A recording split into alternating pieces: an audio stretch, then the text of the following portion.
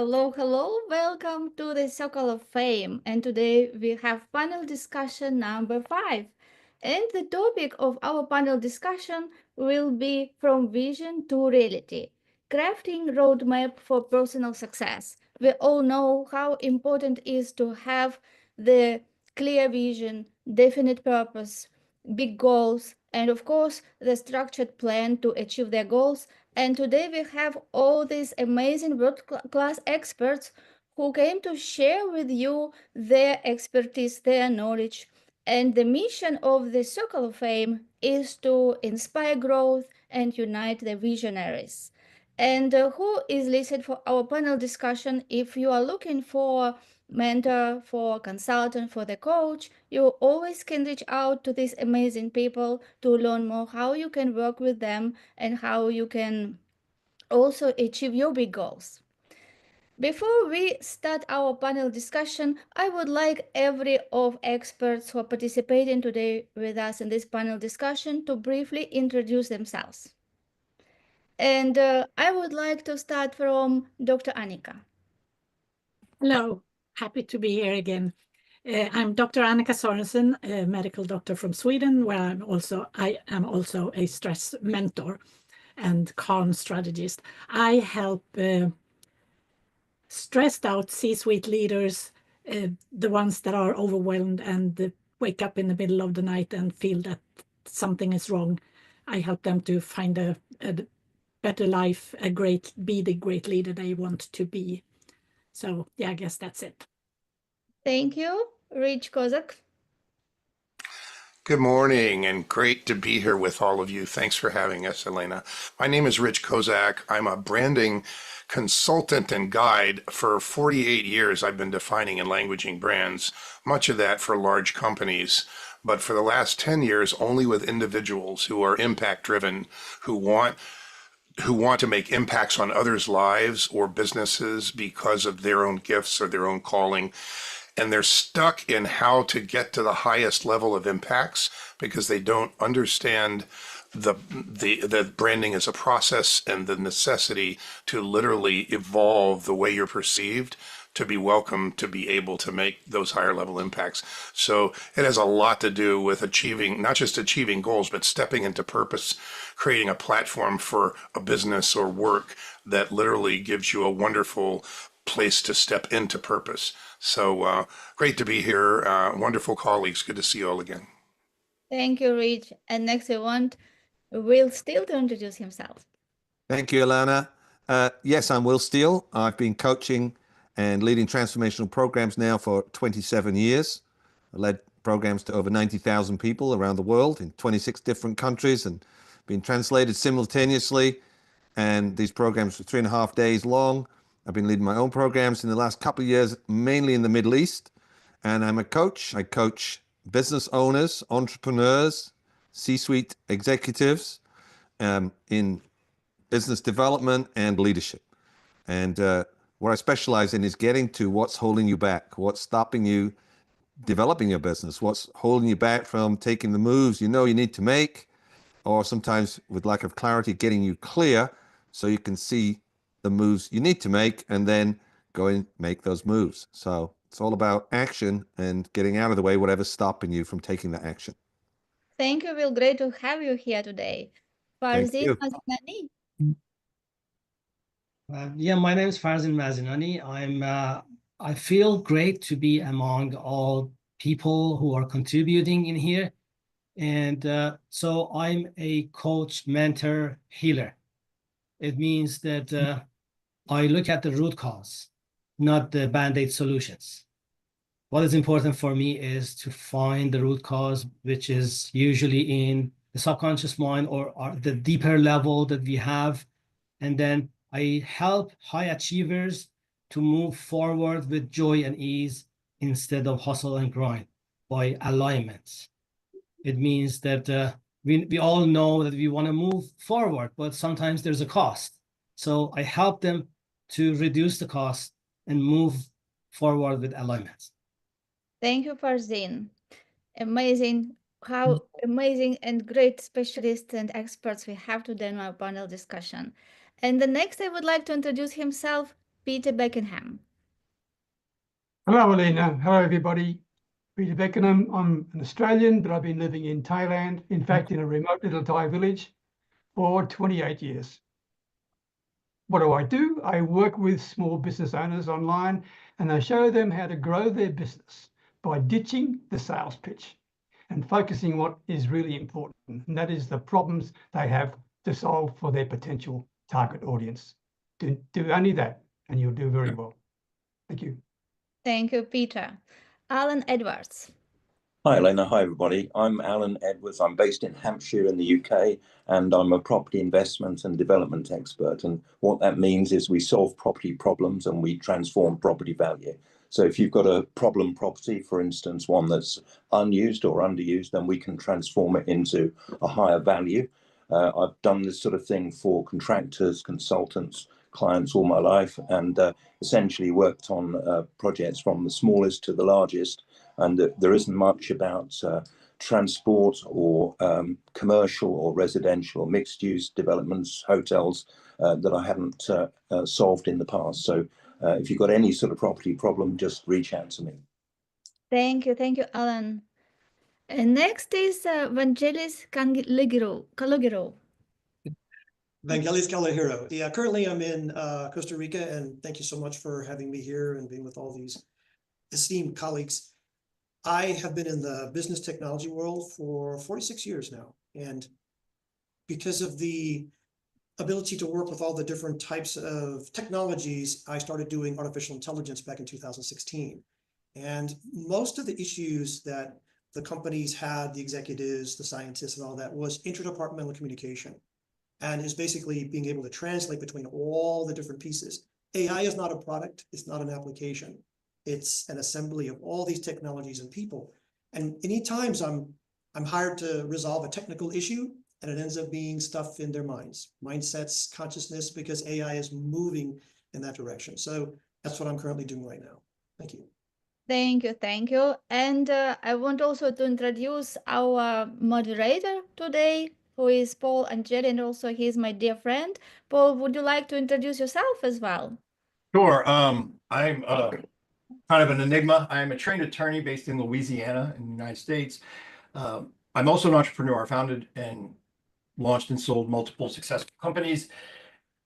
And I also had about 20 years sales career. I was in sales management, and sales training. For the past 10 years, I've worked as a fractional C-suite advisor with an inappropriate relationship with growth. I like to grow businesses, and my niche is law firms. Thank you. And we have also Daniel Kobryne. Hi, Daniel. Hello, Elena. Hello, everybody. Very happy to be here. So I'm Daniel Kobryne. I'm French. I've been living in the UK for 25 years. I'm a life and business coach and international motivational speaker. So I'm helping small business owners and entrepreneurs who feel stuck, who don't have a direction really, to get back clarity, confidence, and get their power back in order to live the most fulfilling and purposeful life possible. Thank you so much. So now it is time to start our main part of panel discussion. And Paul will be our moderator today. So Paul, the scene is yours now. All right. Well, having a vision and making it a reality, we may all have a different interpretation of what exactly that means. And I think that's probably the beauty of Circle of Fame. This turns into a mastermind approaching a singular topic from multiple angles. We've all had a chance to kind of digest this topic. And I think the best way to start is by looking at defining personal success. And the question is, what does personal success mean to you? And how do you envision it for others? And for one of the panelists to answer this question, I say we'll start with you, Rich. What does personal success mean to you? And how do you envision it for others? Thank you. Lucky me. What a great question to start on. So there are two pictures, one in front of the curtain and one behind the curtain.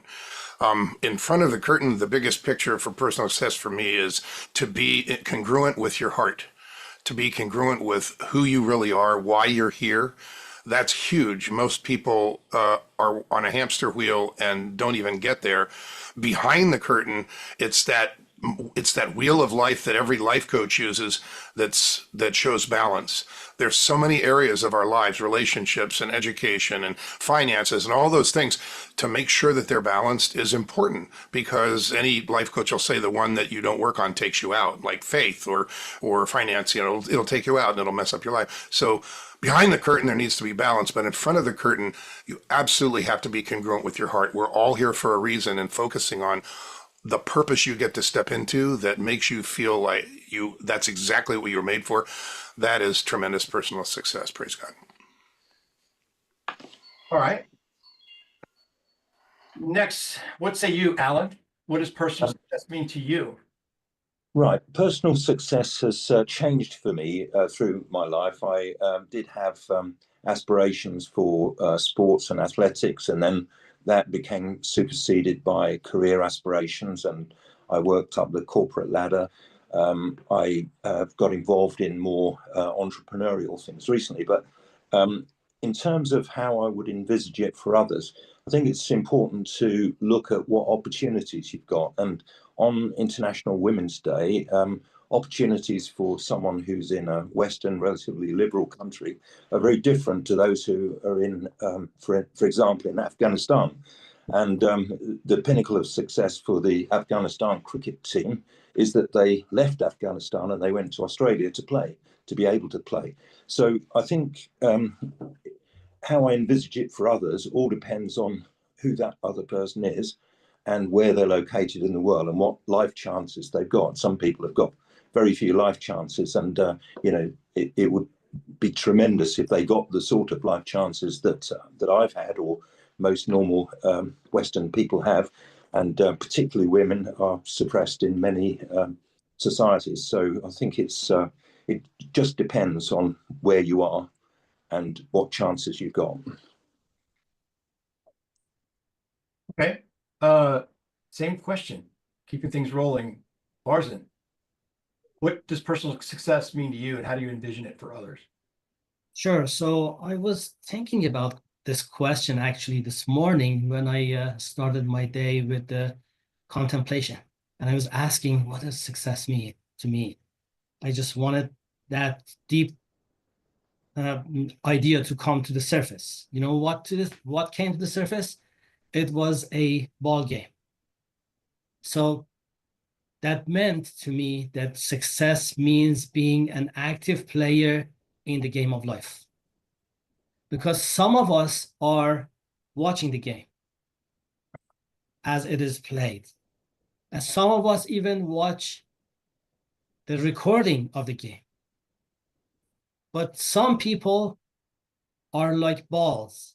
They get kicked around from this side of the court to the other side of the court. And a few people are there in the middle of the field playing the game. So as long as I am the player, an active player, and there are different types of players, some just stand around, not contribute much to the game, and some contribute more. So as long as I am an active player in the game of life and contributing and expressing my unique values and create unique values to the world, it means I am on the path of success. And I believe that success is not a destination. It's a path that we take. As long as I am in that game and contributing, it doesn't matter if our team loses or wins, it doesn't matter. As long as I am contributing to the game of life, I am in the path of success. Okay. What about you, Peter? What does personal success mean to you, and how do you envision it for others? Thanks, Paul. For me, it's about creating impact. It's about creating memorable moments for people I come in contact with. And it's about living without regrets. It's that darn simple. That's what I think it is as far as I'm concerned. And it really means becoming more rather than trying to achieve more. As far as other people are concerned, I think I see their personal success as a journey as Farzin talked about, it is a journey, okay? And it's a journey of radical self-awareness. And to me, the key issue is this. Are we in fact achieving the success we want, or are we trying to achieve the success that other people want us to achieve? That's the key issue. I get it. And let's wrap up this question with you, Dr. Annika. Okay, how I see it is, for me, personal success is something like odd or weird or whatever you would call it, as being and feeling healthy and having great human connections and having enough money to not have to worry about the money. And I am very far from those who just see the loads of money and fame as a success. You see, I don't have any longing to be a famous and a celebrity to be successful, but to be seen as someone who does good. That's more success for me. And I don't know how I envision that for others, but I hope that that's what I send out. And I'm on a journey doing good because I believe that if I feel good, it rubs off on others and they become at ease and spread goodness in their turn. So it's paying it forward on having this good state that you can feel in. And if I do get an overload of money on this journey, I know so many places where I can give it away, starting with caring for my children and my family, and then all the other places in the world, because I cannot take them with me when I leave this planet. That's my 2 cents. Beautiful, beautiful. All right, our next question, moving along, same definition of personal success, but this question is, what are the key elements that must be in place for someone to achieve lasting personal success? I'm actually going to start with myself just to get myself out of the way. I really loved what Alan said about in the first question. I think the example used was women's rights and opportunities for the team to play. This all starts for me with a mindset and understand I'm in the context of business growth. So sometimes I can be something of a necessary sociopath for people to delegate to. But in that sense, for business growth, you have to look at everything, whether it's good or bad, as an opportunity. It starts with a mindset. It's something you do intentionally. Whatever happens, in my opinion, the greatest question is always, how is this an opportunity? How is this an opportunity to help? How is this an opportunity to grow? But the elements that need to be in place start with the mindset. In fact, to me, that's 80% of it, but you have to have purpose. You have to have values. There's always a requisite of skills and knowledge. That's why I advocate having a niche, having a focus, but your action needs to be consistent and constant. And the value comes from your relationships and being supportive and getting support and not forgetting your well-being. So mindset, purpose, skills, action, relationship, and support, and don't forget to take care of yourself physically. That's my view of it. I'm curious, what key elements must be in place for you, Daniel?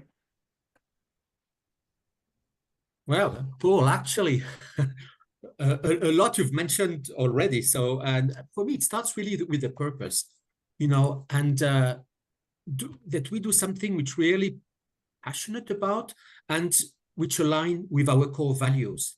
So for me, it means it's as well about helping. It's about, for instance, giving back, giving back to society, helping people really for living a better life.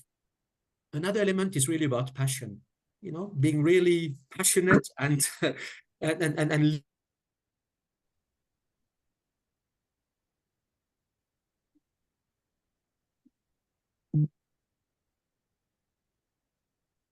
All right. We lost Daniel. He'll be back. Alan, why don't you step in? Sorry, yeah. Yeah. Oh, okay. Go ahead, Daniel. Oh, I'm sorry. I don't know what happened, guys. I saw Zoom quitting. So yeah, it's about, having as well, embracing a growth mindset, wanting to see challenges as opportunities, wanting to learn as well, being humble. It's as well about having really clear goals, vision, being consistent with our actions and habits. And one last element is really about, I would say, mastering our emotions. This is very important because, you know, the more we learn to do that, the more life becomes appeased, the more we deal with situations, you know, with less stress. So yeah, this would be my elements. Thank you. Okay. Farzin, what key elements must be in place, in your opinion, for someone to achieve lasting personal success? So one key element that is important to me is being comfortable with not being comfortable. It means that we are all in the situation that we are moving forward, and there are some elements that is not the way that we want to feel. And what is our reaction to those moments? Because we have two choices all the time. We can take the path of love, or we can take the path of fear.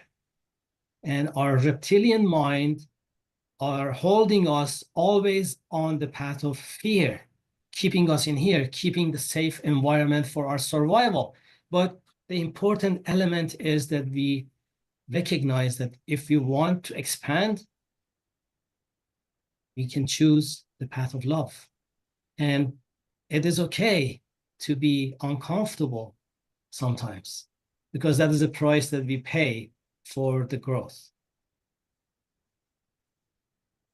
All right. Hearing these examples, something tells me, Elena, you've got something to say about this question. You're on mute. Yes, for me, success is a fulfillment.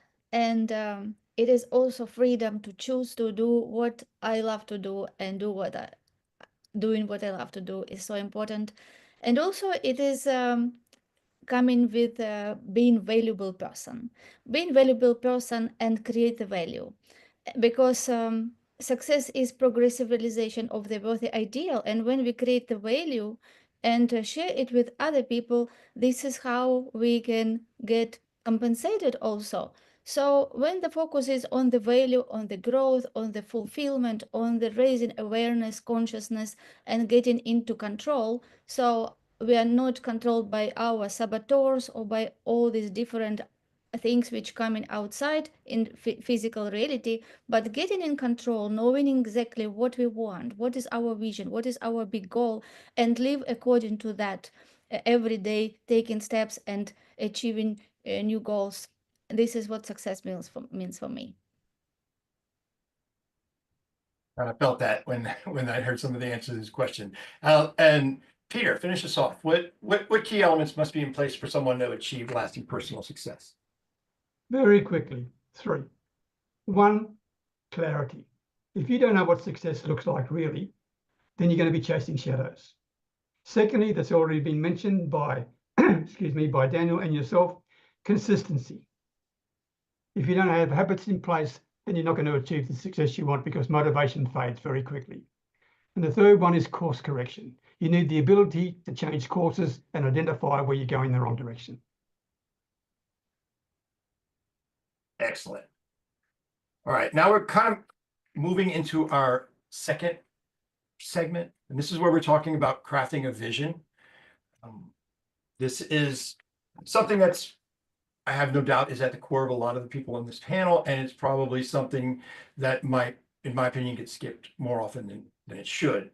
The question that we're starting is, how important is it to have a clear, defined vision, and how do you create one that aligns with your true purpose?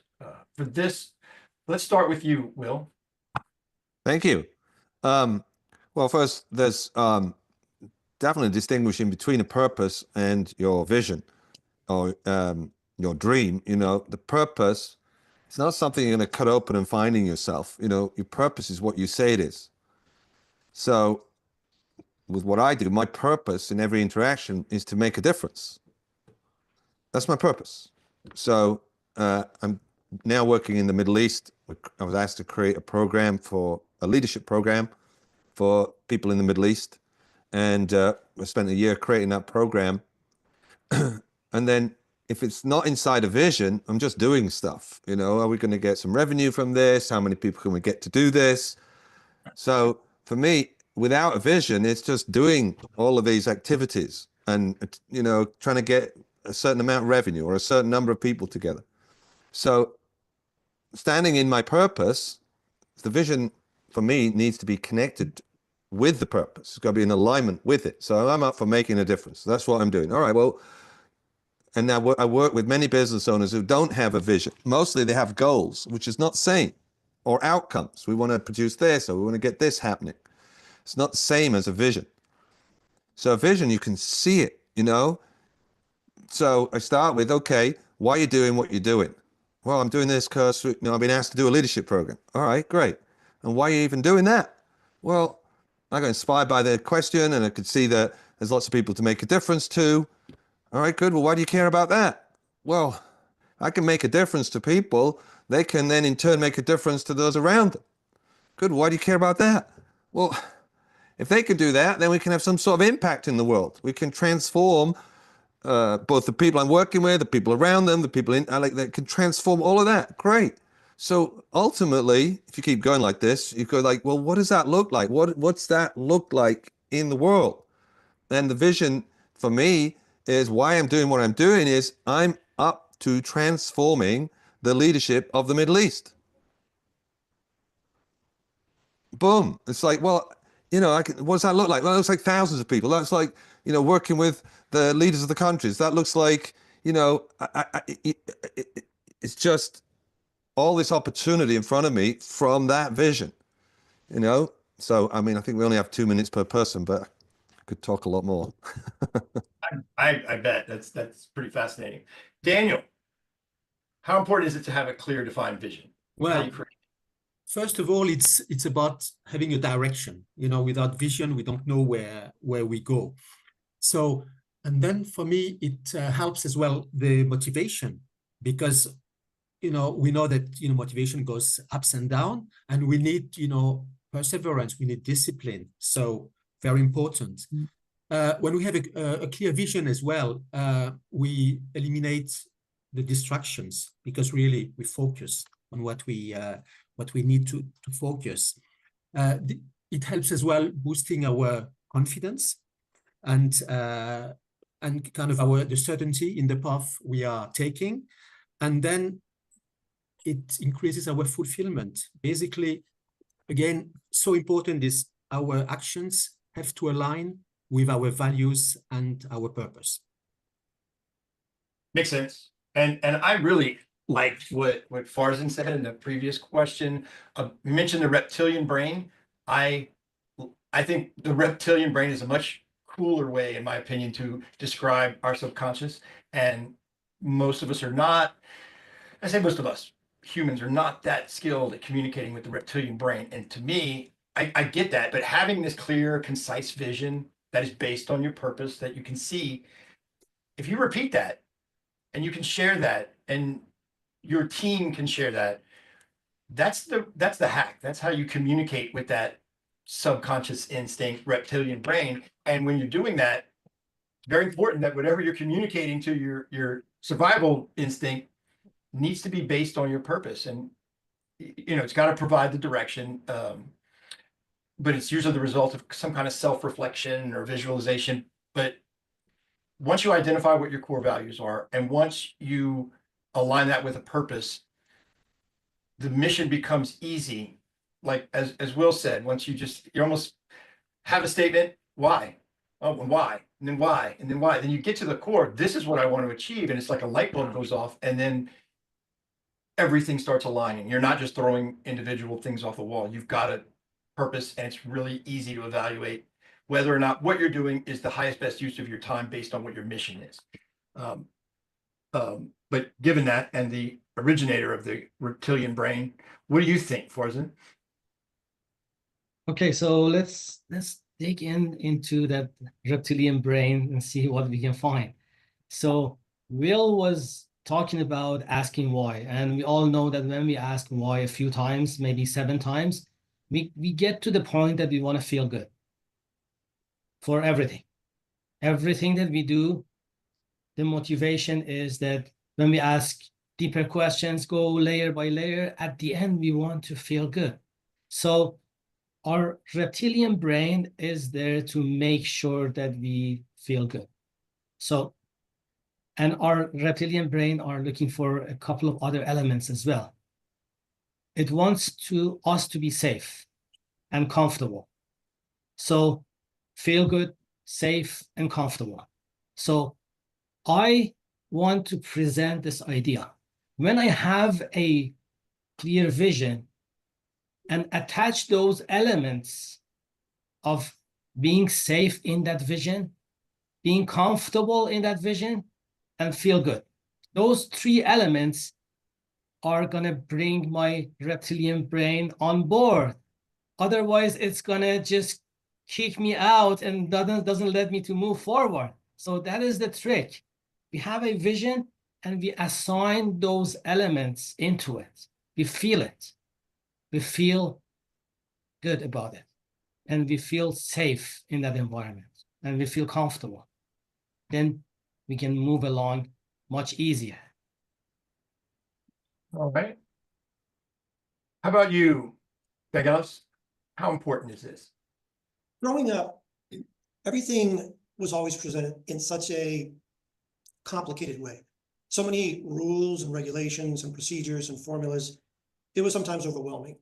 And when I was about 50 years old, I realized I had spent decades creating visions and roadmaps and tasks lists and prioritizations. And I always felt a little bit of stress and frustration, and something just didn't feel right.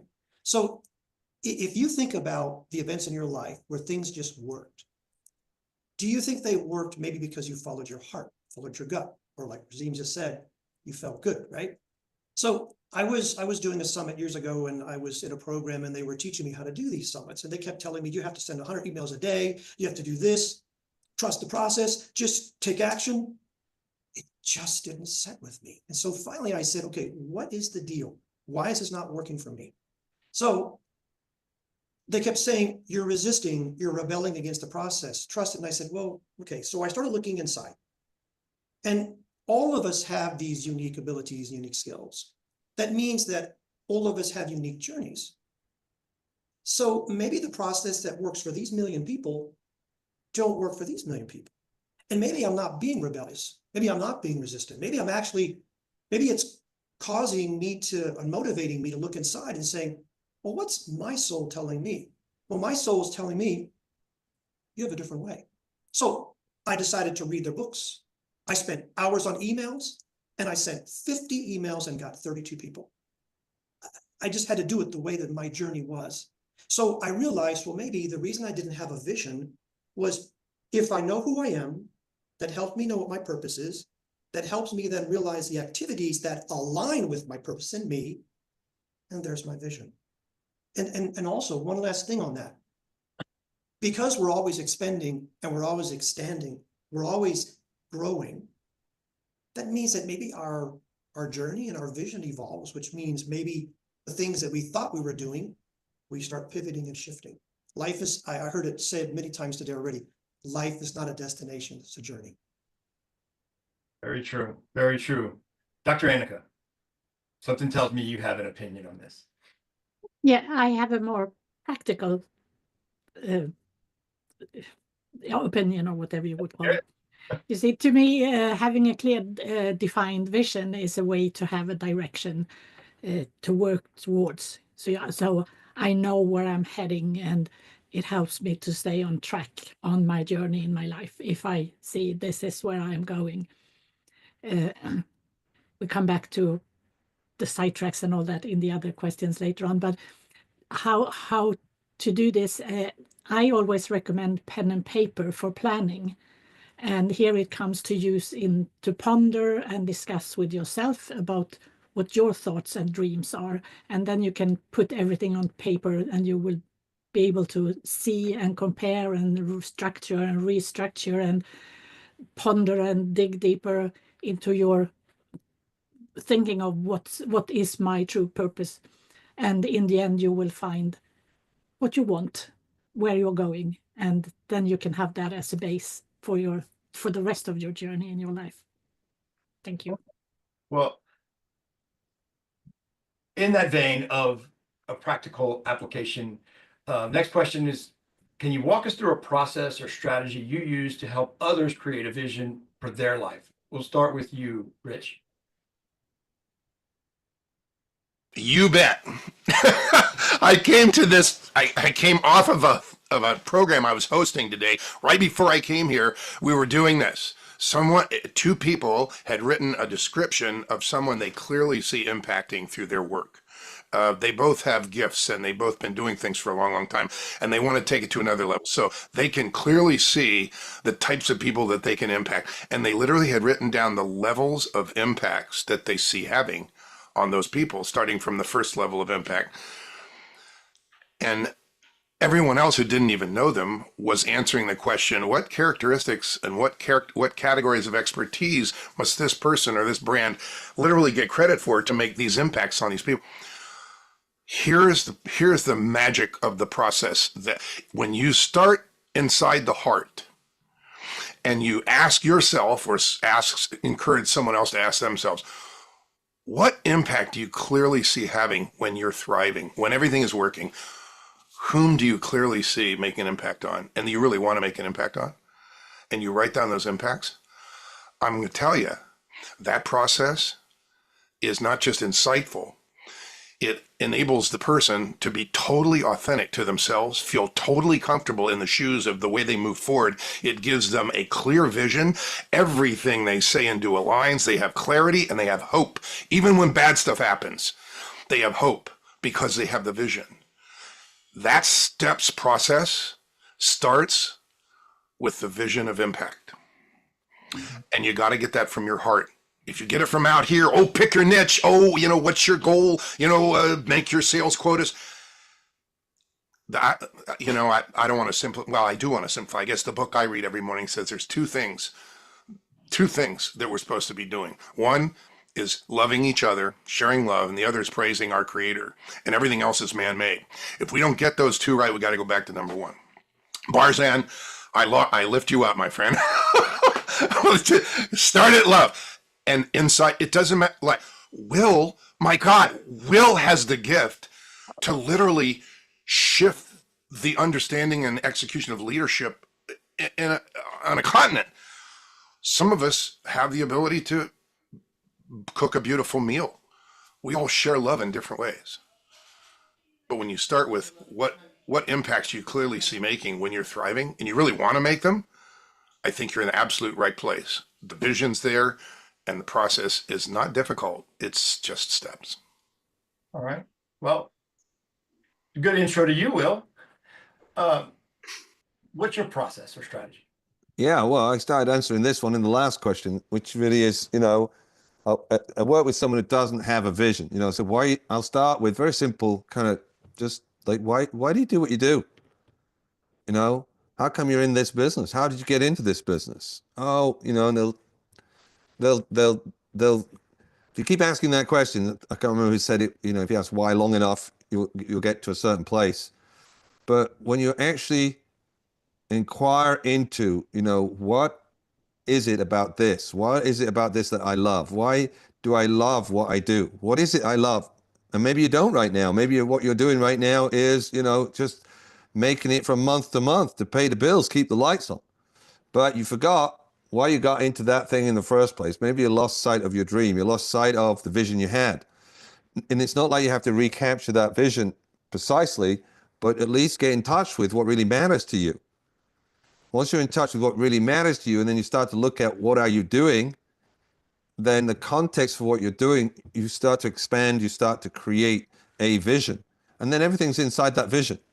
Whether it's doing your exercises. Why am I doing my exercises? Well, I've got to be around. I've got to transform the leadership in the Middle East. I'm not going to do that in 1 year. I've got to be doing this for the next 20 years.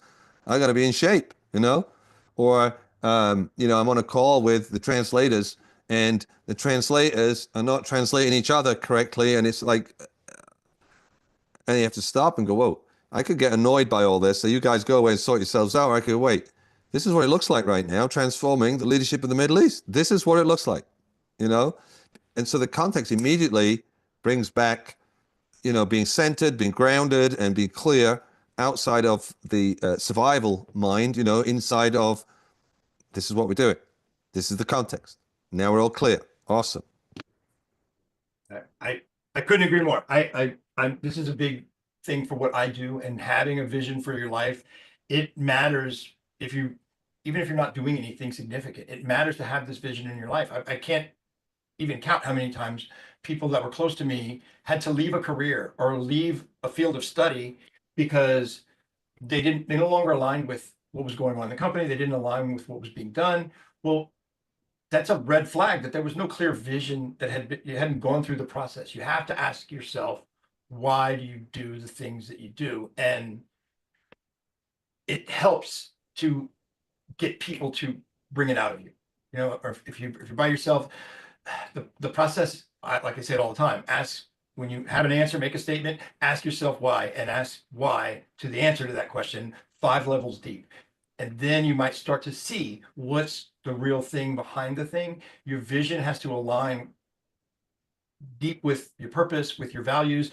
But once you got that vision, the process of setting goals or pivoting or changing or creating any kind of roadmap, it's really easy to evaluate. You can do it instantly because you know exactly what your vision is. When you don't know your vision, my grandmother used to say it was like throwing crap on the wall and seeing what sticks. And it's not a very efficient way to make decisions. So the process is really simple.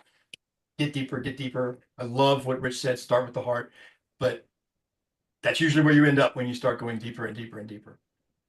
All right. Our next question is, how can people clarify their personal or professional vision when they feel lost or uncertain? For this question, I want to start with Daniel. Well, thank you for the question. And Paul, I relate to what you just said before. I mean, when we get lost, uncertain, I think we have to go back to ourselves. We really have to reflect. And so sometimes it means taking a little time to do that. Remember what really, I said, our vision is, what we like doing. And sometimes, we can, it can be with practicing, like, journaling and different things. We've got as well to remember what our core values are, what our priorities, and then how aligned we are with these values. Again, it's about our strengths as well, our passions. Remember, who are we? And when we are lost, it's about as well visualizing what do we want in the future? How does it look like? And I would say the next element there is really to start taking some action. Small actions, go there, because then it gets out of our head. And I guess the last point, most important, is we've got to trust the process. We've got to have faith. We've got to really believe. We've got to go, because when we take action, things happen. True, very true. Dr. Annika. Yes, I'll go back to the practical. Because to clarify your vision when you're lost or uncertain, I would use the same pen and paper that you used before, and put things on paper so you can see, because that helps your brain to grasp it. And your brain can also see the different messages written down, so you can compare them and discuss with yourself or with somebody else, of course. All of these can, of course, be done with others or just by yourself. And if you only have them as thoughts in your head, some of them will soon fall off and you will lose that overview. And it's harder to find your real core vision if you keep putting them out of your head again. So keep it on paper so you can see it, because that's where you can make a real discussion with yourself to find, where am I heading? What's going on? What do I need to redo or change or whatever? That's it. Okay. How can people clarify their personal professional vision when they feel lost or uncertain? Alan? I was quite inspired on this subject by a couple that I learned about in the Midlands in England, and they're a middle-aged couple and their children had grown up. And they actually took in teenage orphan children, or children in need of protection, been taken away from their parents, and they actually fostered 200 of these children, and they found their purpose almost by accident. They just walked into it. Their family had grown up, and they found that they liked to help these teenagers. They didn't take young children, they just took teenagers. And sometimes this can be a very difficult age to adopt children at, but they did this for 200 young people, which is amazing. And I think when you look at the value that adds to society, it's just incredible. And that was something which became their purpose, but it wasn't in their earlier years their purpose. So I think that circumstances can give you opportunities to find your vision, find your purpose. And certainly I'd say that's applied to me as well. I thought I'd fulfilled all the things that I wanted to do, but now I find I'm trying to achieve a vision. So as your life changes, so you see opportunities to do things. And this couple I admire tremendously for taking on like 200 teenage children and successfully fostering them. It was amazing. Okay. And finally, Farzin, how do you help people clarify their vision? I'm sorry. So what is the secret? So I'm the losing my. secret is, yeah, the secret is looking at the signs on the road, because it tells us. You know, when you ask somebody what you want, they have to just think about it, and sometimes it's not clear to them, so we feel lost. But if you ask them what you don't want, they can tell you what they don't want. So the trick is, we all have those repetitive patterns in our life. And it repeats and repeats and repeats. And those are the signs, the road signs. We can use them to find the direction of where we want to go. Because when we are a child, what happens is that we know what makes us happy. And then we feel it in our heart. And the programming stage comes. We are bombarded with other people's values, the news, the society, the things that our parents impose on us, the beliefs, whatever. It comes as layers by layers by layers. And we are behind those layers. So we feel lost. We don't know where to go. So we had it in the childhood. So if we be able to go back to our childhood and find what would make us happy at that time, that is the clue. And even that is not easy for people, because there's something called heart wall. Heart wall is that when we just start the school, what happens is that before that, everything is fine. I'm taken care of by my parents and caregivers, and everything is fine. And then I go to school. I have to sit straight. I have to listen to the teacher, and I have to just behave the way that I'm not comfortable with. And I have to do the homework, and I feel betrayed by my mom. I say that, why my mom sent me in here? I was feeling great. And then all of a sudden I have to do those things. So we build a guard. We build a guard around our heart that limits our connection. Why? Because we feel that we have to protect ourselves.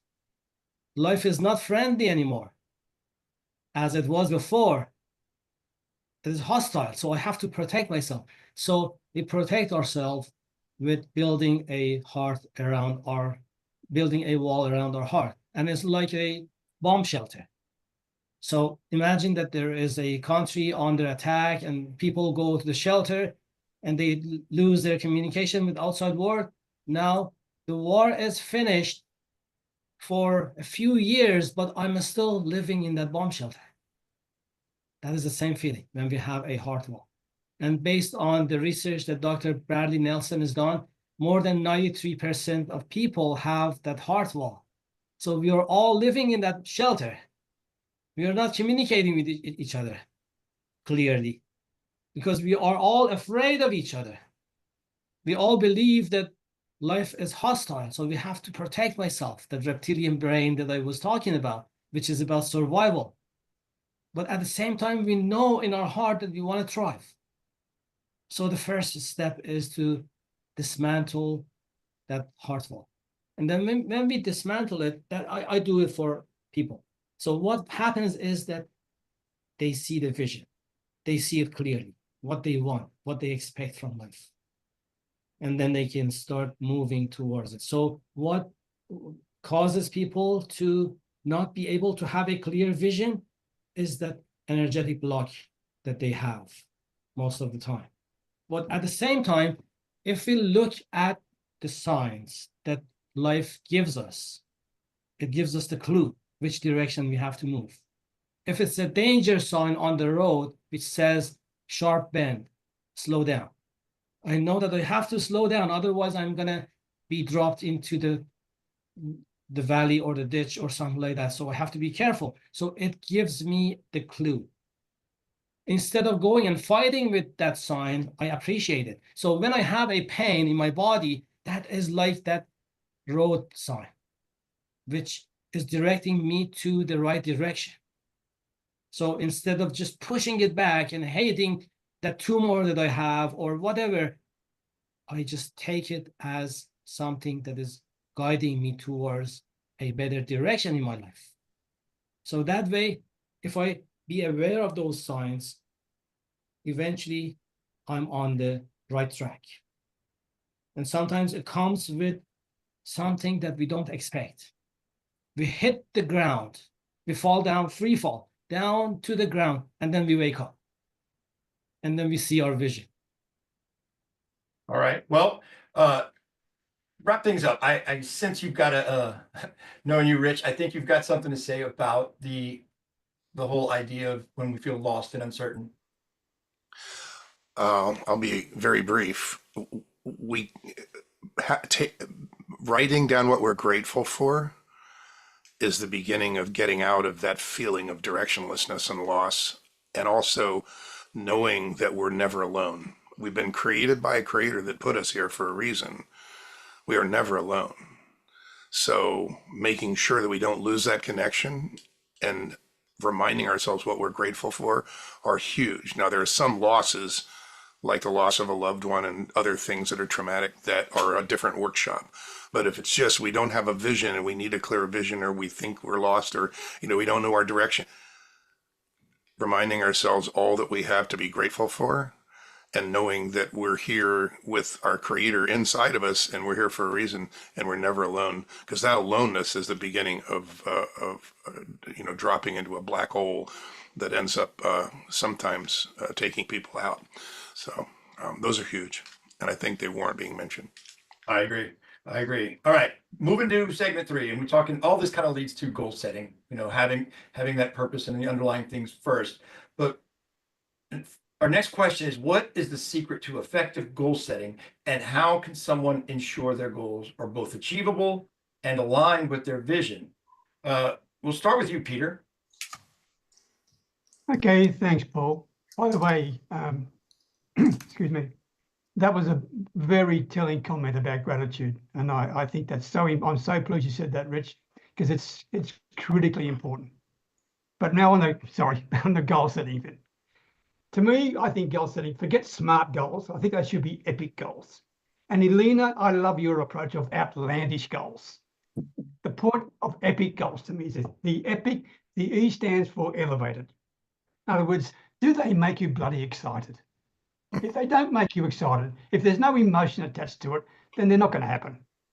You need to have some emotional attachment to your goals. And the more burning desire you can have, the more they're going to be a realistic opportunity. The second one is personal. Is this your goal or is it somebody else's goal? The third one is implementable. Can you take action on the goal today? Because if you can't, it's simply going to be wishful thinking. And the C is challenging. Does it take you outside your comfort zone? If it doesn't take you outside your comfort zone, then you're not going to achieve the transformation you require, and therefore your goals have been set the wrong way. That's my point. All right, epic. I like that. New acronym. I need to write that down. Alan, what's the secret to effective goal setting? Okay, I think the secret to effective goal setting is leadership. And if I can give an example, London became the venue for the 2012 Olympics there was a 6-year lead in to this. And all of a sudden, there had to be a vision. This was the vision that was presented to the Olympic Committee, and they accepted London's offer. So from having that vision to creating it to reality necessitated all the infrastructure, the stadiums, the villages for the athletes to live in, all the choreography, the dance, the music, all of this had to be organized in a definite space of time. And I was fortunate enough to know the leader who actually pulled this all together. And I found that he was a very persuasive and very knowledgeable leader. I never heard him ever raise his voice once, and he always listened to people who had problems in turning this vision into reality, because as you can imagine, the time diminishes and you get setbacks and obstacles in the way because there are interfaces with existing infrastructure, and London is a congested city, and this all had to be choreographed in the centre of London and come in on time and to budget and to quality. And you never heard anything about this project because it all went well, and the Olympics were a success for the UK. So to me, it's all about having the right leader who can turn the vision into reality and who knows what it takes to turn the vision into reality. All right. And your secret, Farzin. So we all know about continuous improvement. So when we are setting goal, we can set it in a way that is helping us to expand. And sometimes if we expand too much, what happens? We blast. So we have to go level by level.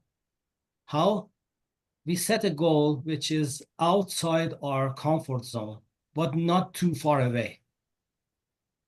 For example, I just want to make a goal for myself for financial situation that I'm in, and let's say I am making $50,000 a year or something like that.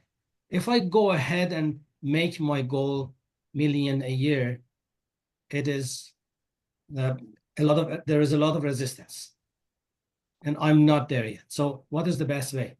I can extend it to the level that I feel uncomfortable.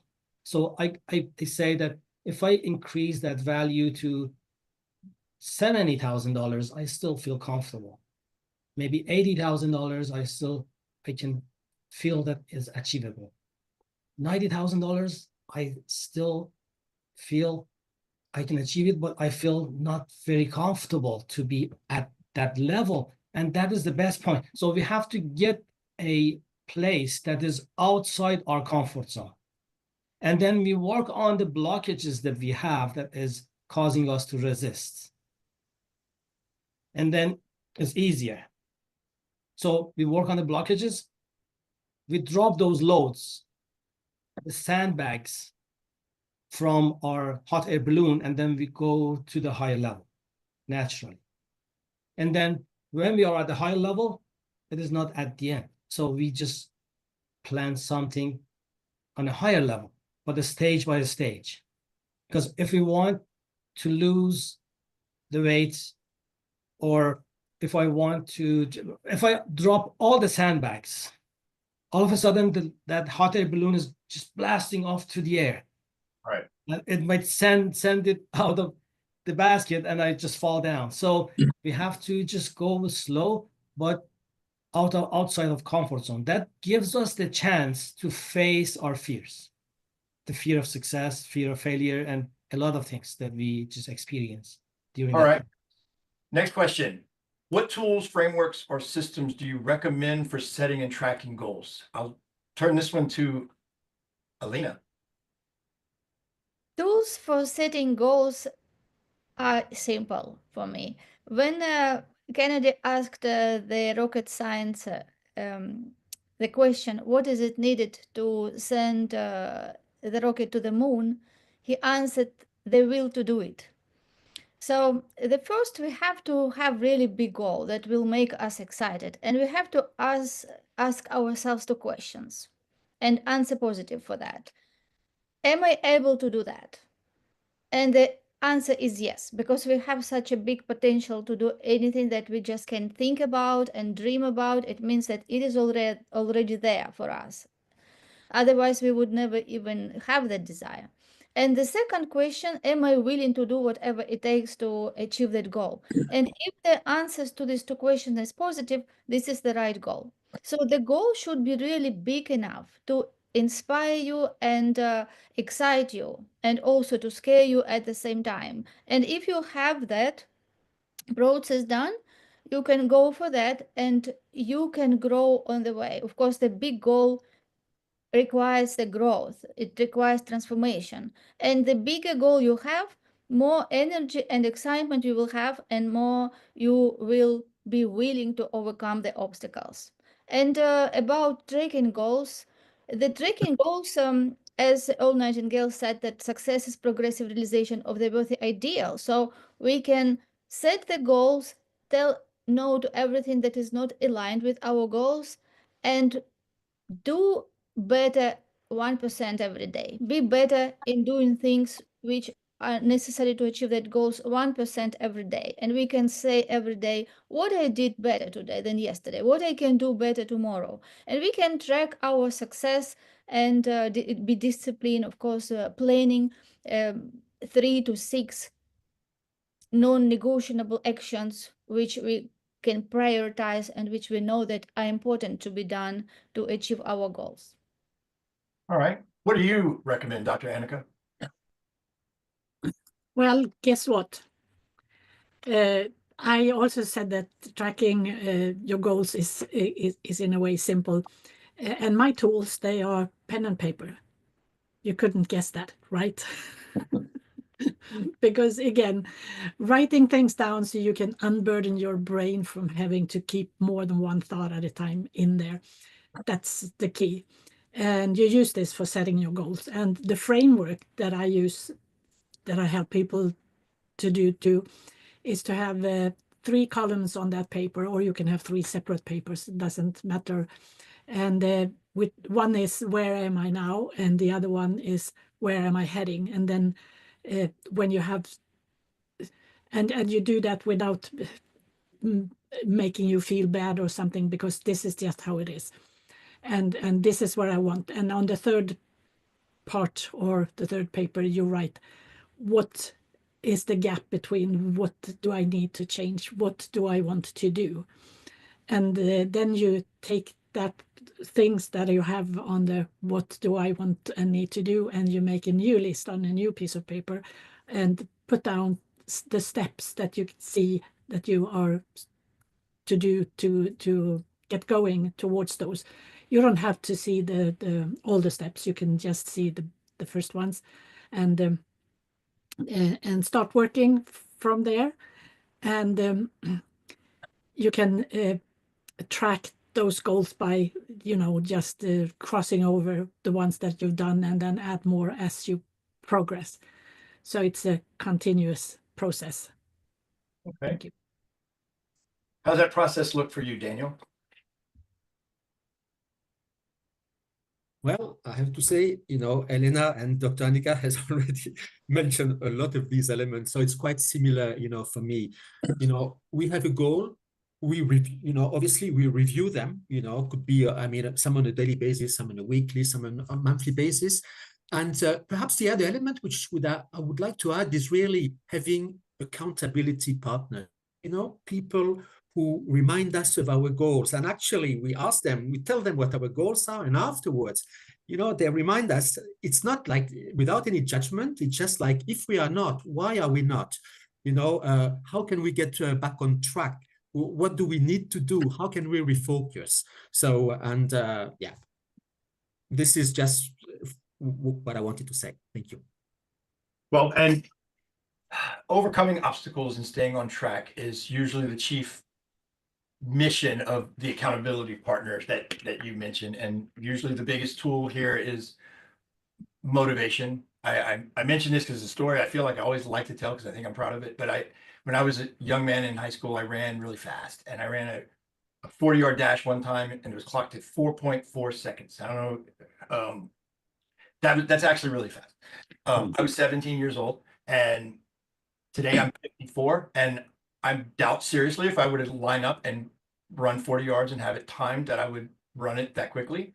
But why would I? I'm 54.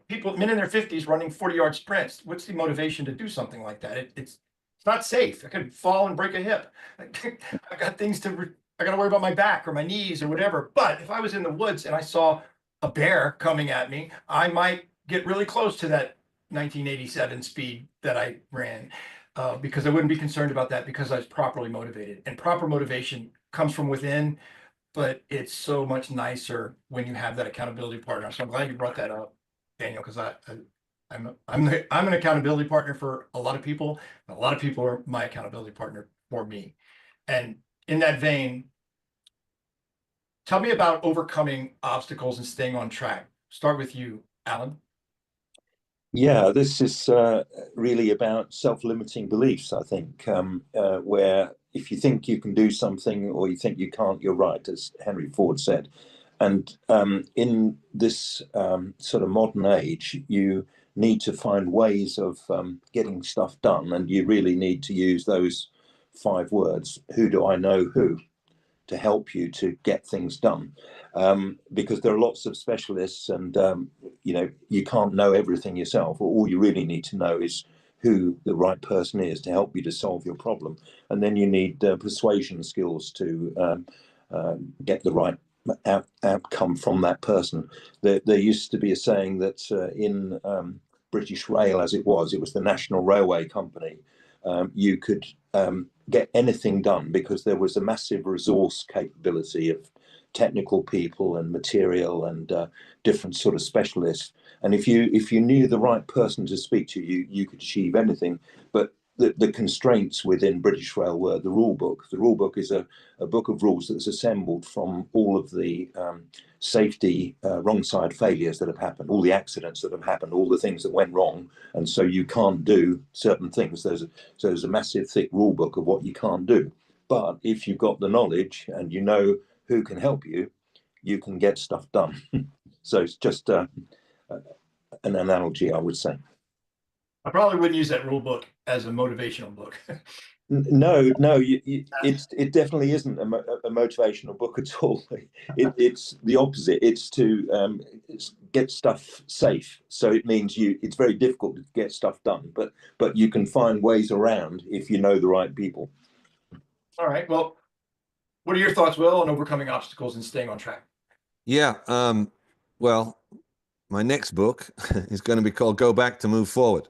So if people have stopped moving forward, and this looks like an obstacle, but actually what's happening is I'm not actually working on what I need to work on.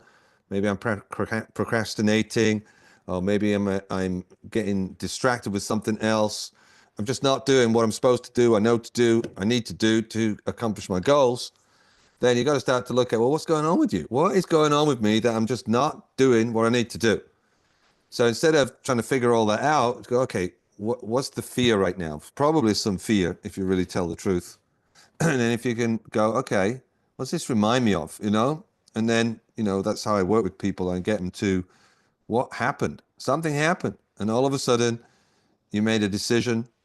You come to some conclusion. You decided about yourself, or you decided about others, or you decided about life, something. And then you have to compensate now, not for life, but for what you've decided about life. So now you're working hard to compensate for you've decided you're not very smart. So now you have to work really hard. And working hard does not always produce the result. Sometimes you need to be smart. Sometimes you need to delegate. Sometimes you need to bring in a team. So I think one of the best things you can have is a mentor or a coach, because if you try and sort it all out in here, you're not going to get very far. You can get it out here and see the thing for what it is. And then, we can all give advice. We can even know what we should be doing. But if something's stopping us, take the action we know we need to take, then you got to look somewhere else. Staying on track, Elena. think you know a little bit about that. Yes. In order to overcome obstacles, first we have to have clearness of vision and definiteness of purpose. We have to have direction where to go when we overcome obstacles. Yes, we have to know what is it for, what is our why, and that why should be very big. That is why we have to really have burning desire, the big goal, which is aligned with our vision. And what helps us to overcome obstacles is the first, I would say, attitude towards the obstacles itself, because when we have the right attitude, and our goal is big enough, we know that in order to achieve that big goal we have to grow.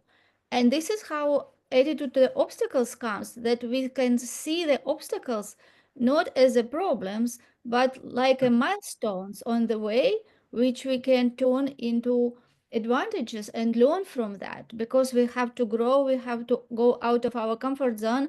And this is what exactly happens, because obstacles are different at different levels, and what is obstacle for one person can be not for another one. So why is obstacle for us today? Because we are at this level and we have to grow anyway. And another thing is understanding the laws. When we look at the obstacles from the point that there is the equal positive in every negative and equal negative in every positive.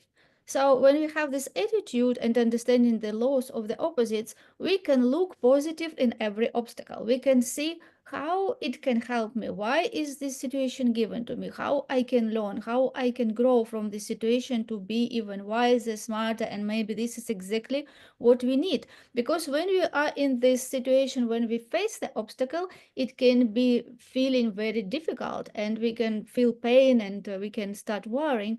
But when we look back at many obstacles which we had in our life, we can be very grateful that we had them, because those exactly obstacles which we saw as a problem became a blessing, and maybe because of that our life turned to different directions. Yes, and so we can be grateful to people who even created those obstacles, because otherwise we would not be today where we are today. And this attitude that everything what is happening in life is happening for us. Yes, so everything what happened, it was given for us because we had that goal and we had to grow, and it helped to become the person who we are today. And another thing is, of course, inner circle, mastermind, to have a mentor.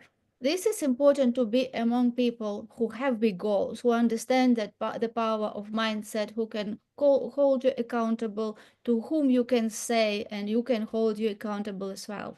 So these are the tools that I think are very important. All right. Round this idea up, staying on track, up for us, Peter. You're on mute. Of staying on track or the obstacles? Which question? The question is about overcoming obstacles and staying on track. Okay. To me, it's the 3 Ps, Paul. 1, paralysis. The second one is perfectionism. And the third one that Will alluded to earlier is called procrastination.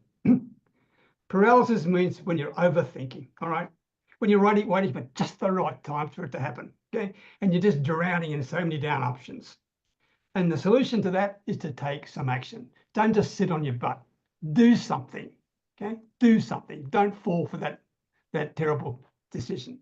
The second, perfectionism, is really the fear of getting it right. Or more important, the fear of making a fool of yourself or failing, okay? And the third one, procrastination, as Will alluded to, it's not a time issue at all. It's a priority issue. That's what procrastination is all about. So the next time you're faced with resistance or an obstacle, I would say to people this: is this really an obstacle? Is it really an obstacle for you? Or is it just an excuse? Great. All right. Next question. What are the biggest obstacles people face when pursuing their goals, and how can they overcome them? Start with you, Vangelis. My biggest obstacle was I wasn't living my life. I was living what everyone told me to live. And the reason it was an obstacle is because I didn't know it. It started helping me realize that when I would go out to a customer, I was always taught, ask them what their pain points are. And I would realize they don't know what their pain points are. And how many people do you speak with? Oh, I'm doing fine, I'm doing great. I did that too. So when you don't even know you have an issue, when you don't even know what's going on around you, and you think everything is fine, because I was told when I first started at IBM, just imitate these guys. Well, how do I know if what they're doing is what's really the thing that's the best in my benefit or for the company? And I just started just going with following and following and following, and I was following the followers. It took me a long time to realize that, because how can someone help me to learn who I am if they don't know who they are? So it took me a lot of years. It wasn't until I was 50 that I finally realized something's wrong. And then I had to make a lot of changes. I had to change my environment. I had to leave a lot of things so that I could finally get, because Einstein says you can't fix the problem in the same plane it was created. And that's what I was doing. And so that's how I started working with companies as well. As I say, look, you guys are inside the project. Have someone outside the project to help you see what you can't see. That's what a whole blind spot is about. I couldn't see my blind spots. So I didn't know I wasn't living my life. I just knew something was off. So part of the obstacles is to know you have an obstacle. And the things that we think are obstacles, a lot of times they're just minutia, but those are caused because we don't really see what's really inside. So to me, that's the biggest thing. And like most of you guys have already said it, find a mentor who has been where you are and is where you want to go. Because there were so many people that said, well, do this, reprogram your mind. How? Think positively. How? Okay, obviously you don't know because you're telling me what to do. I don't like that. Doesn't help me. Show me. Be the example of, were you here? Did you go to here? Did you go to there? And that's what I do with the customer as well. I help them go from here to there because I've already been there. So those are the obstacles that I see. How about you, Dr. Annika? How do you stay, what are the biggest obstacles people face?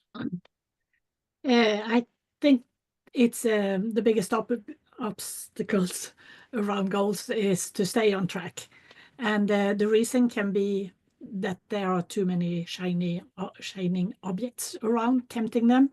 It can also be that you try to do too much or of one thing or too many things at one time, and it gets hard and you lose your energy, and then you go down in your brain and you it's easy to skip work and you get these thoughts that I'm not good enough, I don't know how, the time is too short, and you have all these negative thoughts in your head. And one of the things that you need for this is to use your willpower to get out of it.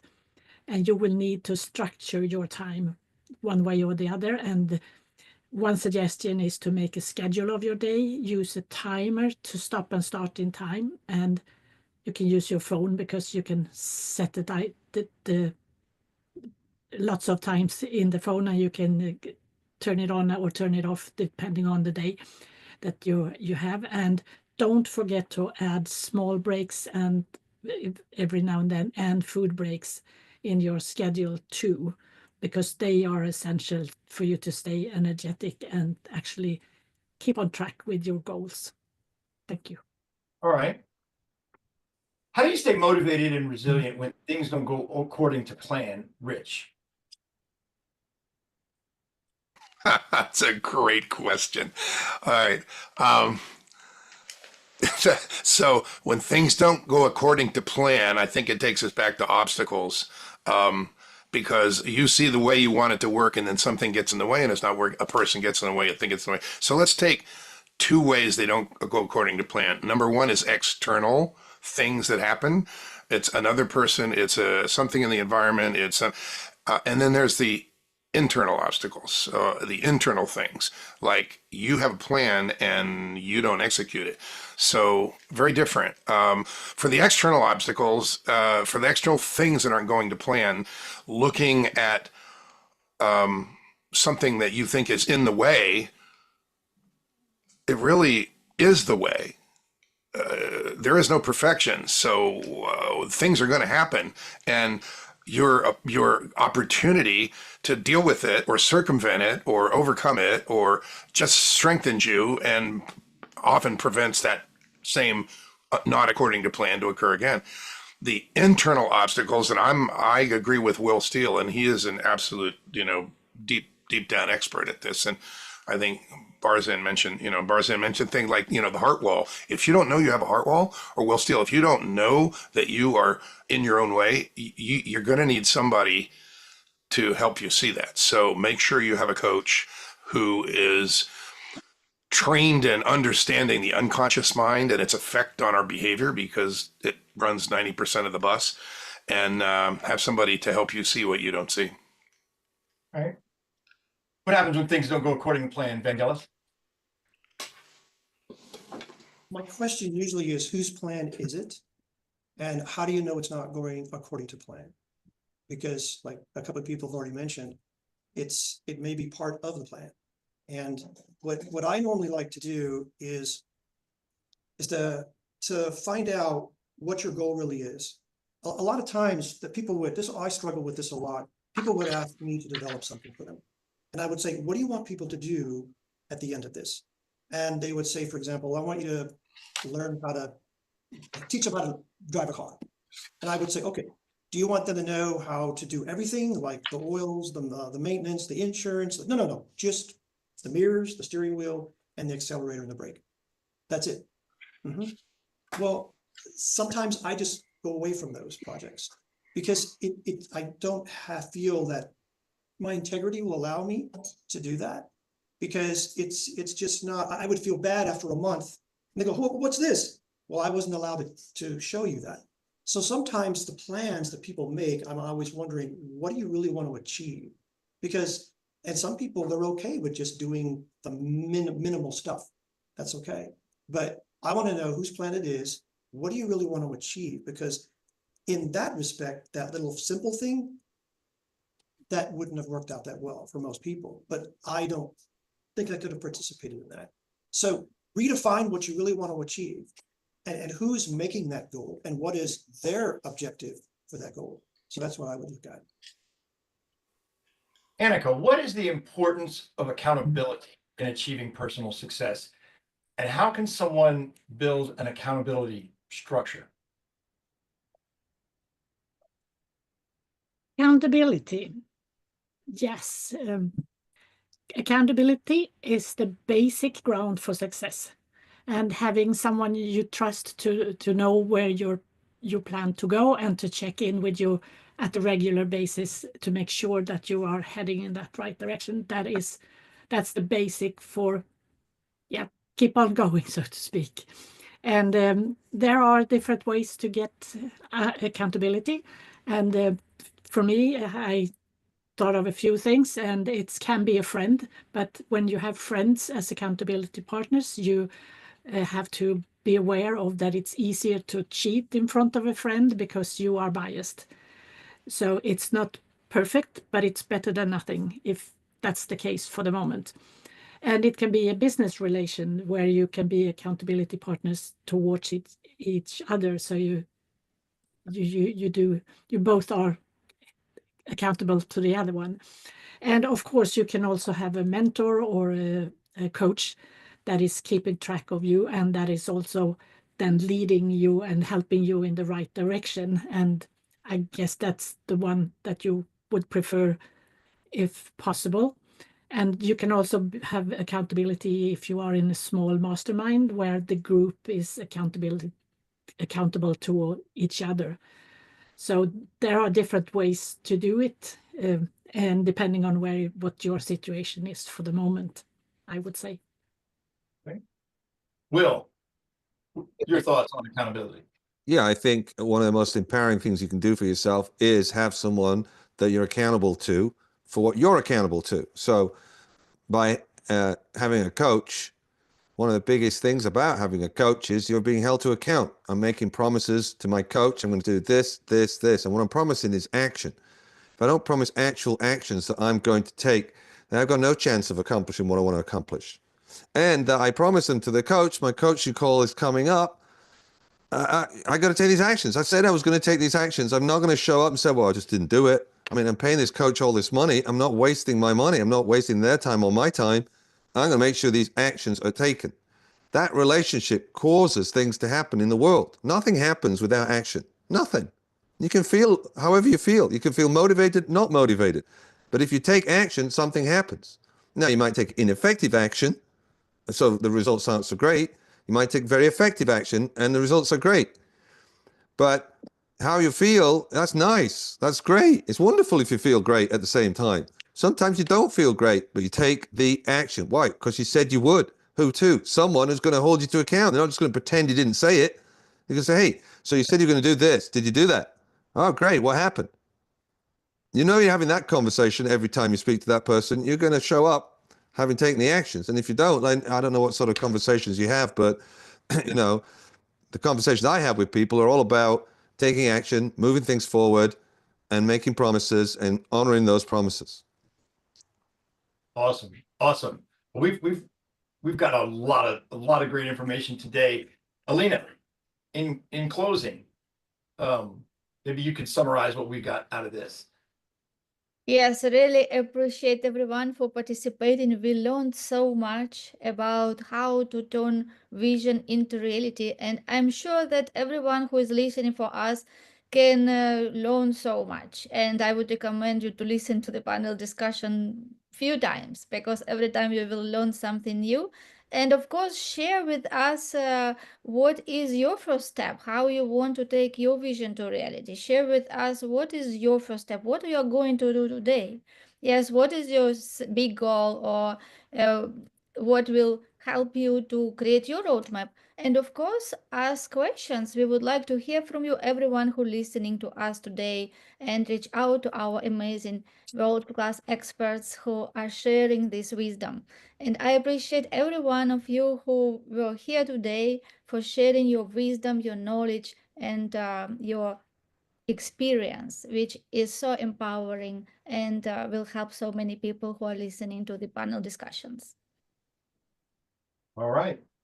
Well, this is our fifth Circle of Fame panel discussion, and I think that this is turning into quite a bona fide mastermind group. Thank you, Elena, for putting all this together, and I hope to see each and every one of you on the next session. And I highly encourage everyone to reach out to one another if you have things to talk about. I can vouch for every single person on this panel would make a really good accountability partner. It's kind of what we ended up with.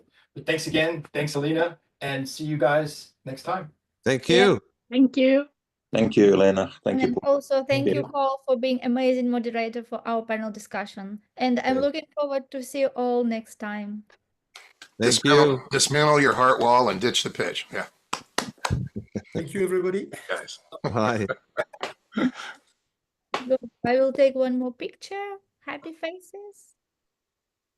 Yes, great. Yes, and for someone who came a little bit later, I want just to make a quick announcement that from all panel discussions which we had, we created the folder and we put your videos. We created videos for every one of you. We cut them and put so many different videos. I think totally it is now 80 videos we created. Right. Yes, and we will share the folder which you can upload, and you will see all your videos there, and then you can share in social media.